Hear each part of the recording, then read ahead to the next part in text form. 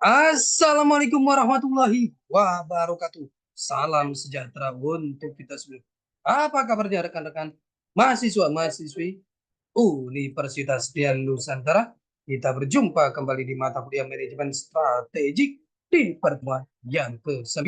Tidak terasa kita sudah memasuki pertemuan ke-9. Mudah-mudahan Allah SWT Tuhan Yang Maha Esa memberikan kita keberkahan kesehatan sehingga kita bisa menyelesaikan mata kuliah ini dengan sukses dan lancar. Rekan-rekan semuanya, sebelum kita mulai proses belajar mengajar ini, langkah baiknya sama-sama kita berdoa agar proses belajar mengajar ini berjalan dengan sukses dan lancar. Berdoa menurut keyakinan dan kepercayaan masing-masing. Berdoa dimulai.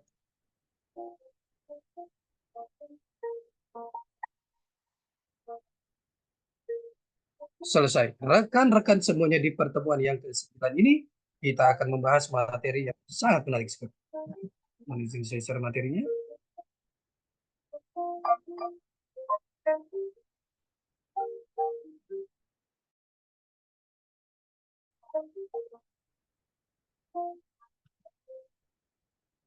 Di pertemuan yang ke-9 ini kita akan membahas materi mengenai strategi multibisnis perusahaan. Ini adalah materi yang sangat menarik sekali. Strategi multibisnis perusahaan.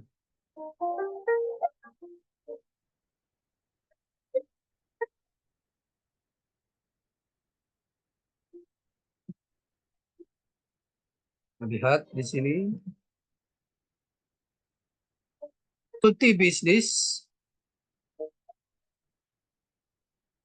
Sesudah membaca dan mempelajari bab ini, kita diharapkan satu, memahami cara pendekatan portofolio terhadap bermacam-macam produk, barang, dan jasa dalam melakukan analisis dan membuat pilihan yang strategik di dalam suatu perusahaan multi bisnis. Kedua, memahami dan menggunakan ketiga cara pendekatan portofolio dalam melakukan analisis dan membuat pilihan strategik di dalam suatu perusahaan multi bisnis. Tiga, menemukan kenali batas-batasan dan kekurangan dari berbagai cara pendekatan portofolio. Empat, memahami sinergi pendekatan dalam melakukan analisis dan membuat pilihan yang strategik di dalam suatu perusahaan multi bisnis. Lima, mengevaluasi peran dari induk perusahaan dalam melakukan analisis dan membuat pilihan yang strategik untuk menentukan bagaimana meningkatkan nilai yang berwujud di dalam suatu perusahaan multi bisnis. Teknik portofolio, suatu cara pendekatan yang dipelopori The Boston Consulting Group yang berusaha membantu manajer dalam menyeimbangkan cash flow sumber daya di antara berbagai bisnisnya sambil menemukan tujuan strategi dasar dalam seluruh bisnis produk, barang, dan jasanya. Deskripsi dari demand, market share, penjualan jika dibandingkan terhadap kompetitor di pasar biasanya dipilih hanya 2 atau 3 kompetitor terbesar yang ada di pasar. Growth rate, tingkat pertumbuhan suatu industri dinilai dalam konstanta dolar. Misalnya jika dibandingkan terhadap tingkat pertumbuhan GNP. Kita lihat di sini market share-nya tinggi rendah, start, problem child, dog, cash flow. Kita lihat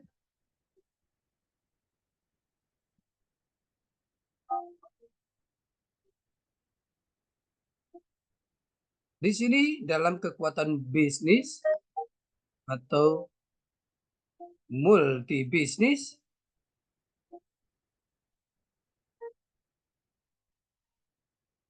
kekuatan bisnis kuat rata-rata dan lemah. Tinggi, misalnya premium invest for growth, memungkinkan investasi maksimum menembus seluruh dunia. Posisinya teratur, rata-rata keuntungan dapat dicapai cenderung mendominasi. Rata-rata selective invest for growth, investasi sukar dalam segmen tertentu, mengikuti batas teratas, mencari daya tarik segmen baru untuk memperkuat. Lemah, protektif, refocus selectively invest for earnings, kuat bertahan, kembali fokus pada segmen yang menarik, mengevaluasi revitalisasi industri, memonitor perolehan atau saat untuk divestasi, dan mempertimbangkan untuk akuisisi. Sedang challenge invest for growth, selektif membangun untuk memperkuat, menetapkan implikasi kepemimpinan, mengabaikan tantangan.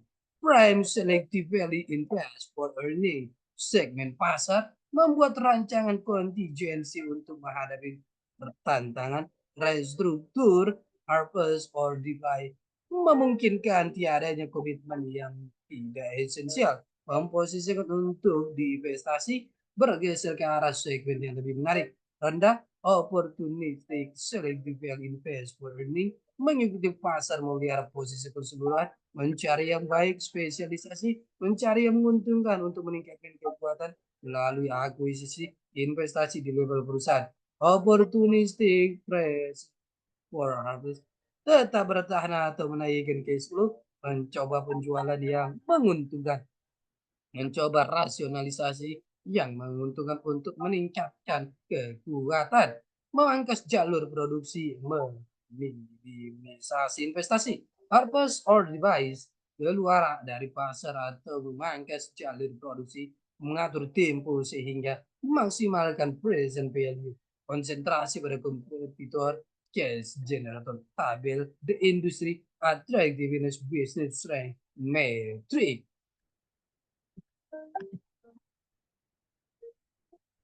Sumber daya menguntungkan, banyak sedikit kecil besar, fragmented, pakaian, pembangunan, perumahan, pengecer, berlian, pengrajin, kayu, spesialisasi farmasi, mobil mewah, pembuatan kembang, gula, coklat, stalemate, kimia dasar, kertas, bermutu, kapal pribadi, grosir, perbankan. Volume mesin jet, supermarket, sepeda motor, big processor standar. Besarnya keuntungan, tabel BGC, strategic environment metric.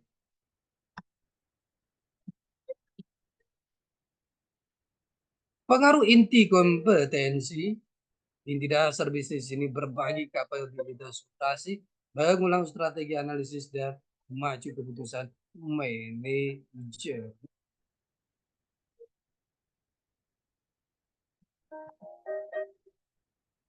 Dua elemen kritis dalam kesempatan yang bernilai.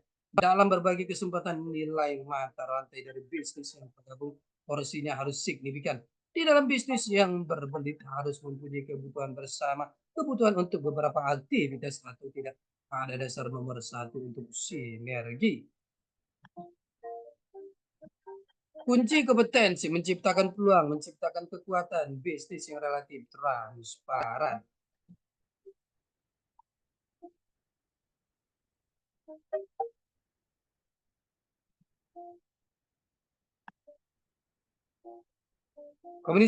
Kombinasi lain dari kompetensi baik dan unik atau sulit untuk diciptakan kembali. Kadang-kadang strategi mencari sebuah kombinasi dari kompetensi merupakan jalan untuk menciptakan suatu situasi di mana terlihat mudah untuk diciptakan kembali menjadi unik. Ini merupakan keuntungan kompetitif. Banyak juga perusahaan mengembangkan visi dengan konsep yang masuk akal. Visi ini mengembangkan sinergi untuk berbaik sendiri. Para CEO memimpin dengan mendorong penggabungan untuk penciptaan ulang, membuktikan bahwa memungkinkan untuk menciptakan kembali ke posisi nomor satu. Perusahaan induk perusahaan yang bagus akan menciptakan nilai-nilai yang lebih baik daripada yang diciptakan oleh lawan bisnisnya yang memiliki usaha yang sama.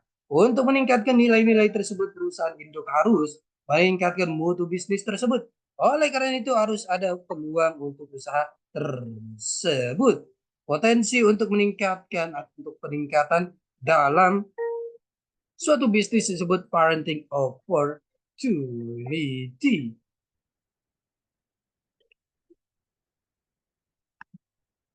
10 cara mengindikasikan parenting opportunity. Ukuran dan waktu manajemen, pendefinisian usaha, meramalkan kesalahan, hubungan antar unit usaha, kemampuan umum, keahlian khusus, hubungan dengan pihak luar, keputusan pokok perubahan besar. Pada pokok pembahasan dibahas bagaimana seorang manajer mengambil keputusan strategis dalam perusahaan multibisnis.